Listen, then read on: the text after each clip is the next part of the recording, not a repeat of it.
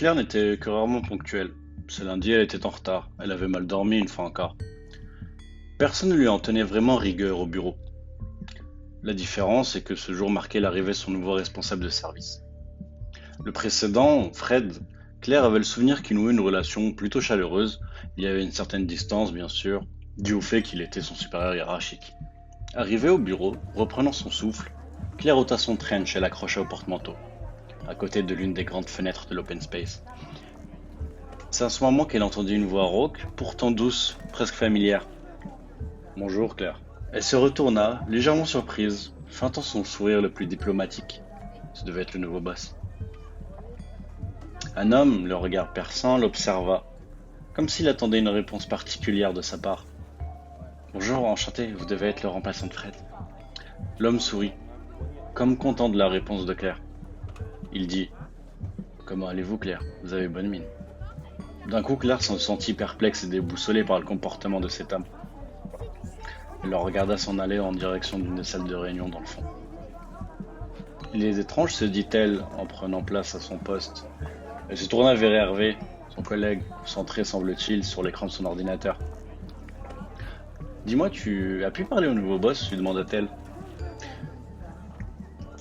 Il prit un moment avant de répondre, sans lever ses yeux de son écran. Puis il dit dans un soupir. Oui, j'ai pris un café avec Frédéric ce matin. Et toi aussi si tu n'étais pas arrivé en retard.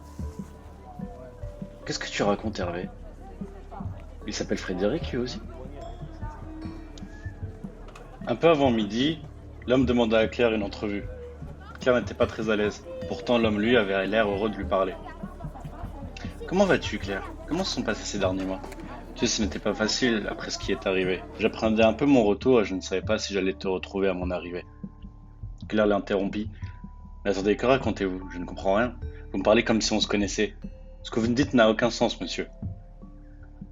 Oh, tu n'as réellement plus souvenir de moi? Il semblait s'en amuser un peu. Mais il avait l'air d'être un peu pris au dépourvu. Eh bien, Claire, ce n'est pas grave, écoute, que dirais-tu de... Il ne put finir sa phrase. Claire paniqua, ouvrit la porte du bureau de Frédéric et s'en alla en trombe, sans même regarder derrière elle. Elle ne prit même pas la peine d'agripper son trench en chemin.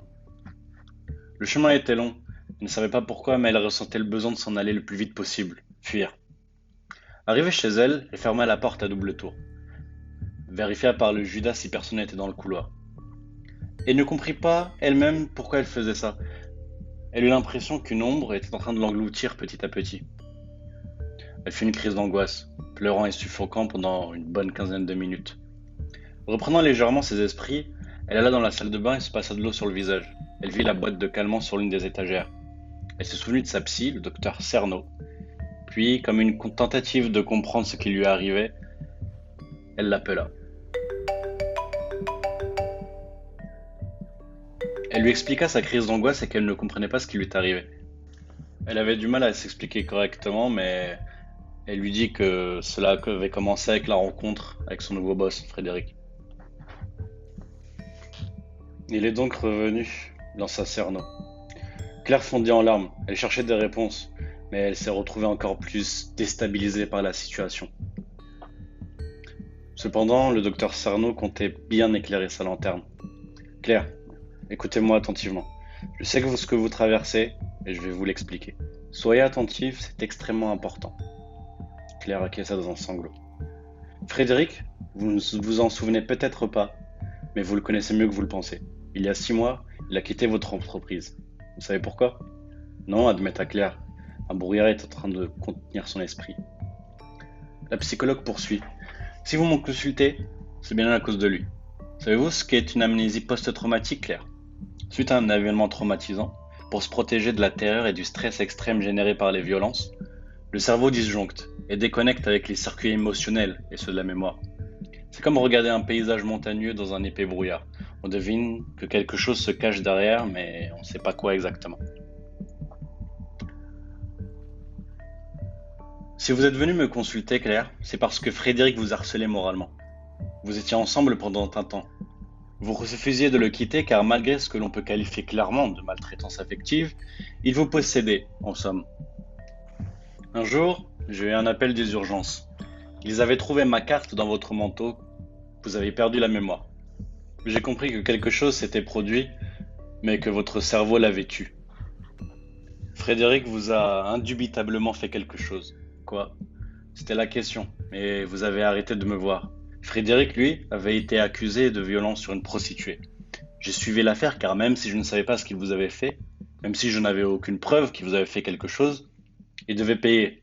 Cependant, cependant, il a été acquitté, et maintenant le revoilà dans votre vie. Claire, ne retournez pas au travail. Cerno s'interrompit après avoir entendu un bruit sourd. Claire avait laissé tomber le téléphone sur le carrelage de la salle de bain. Elle regarda dans le reflet du miroir ses yeux injectés de sang, et le souvenir de cette nuit revenait par bribes, par flash. Elle vit le visage qu'elle avait ce soir-là, le visage d'une femme sans espoir résignée à son triste sort. C'est avec peur qu'elle essayait d'extirper de son esprit les souvenirs enfouis. Elle avait peur, mais elle devait se souvenir, il le fallait. Soudain, des bruits de coups résonnaient dans son appartement. Elle avait l'impression que ses coups la frappaient directement dans la tête. Cela venait de la porte. Claire avait envie de vomir. Chancelante, c'est avec la nausée qu'elle s'approcha de la porte. Les coups s'intensifièrent. Les pièces oubliées du puzzle dépeignaient désormais une fresque de violence et le visage de son bourreau sortait de l'ombre.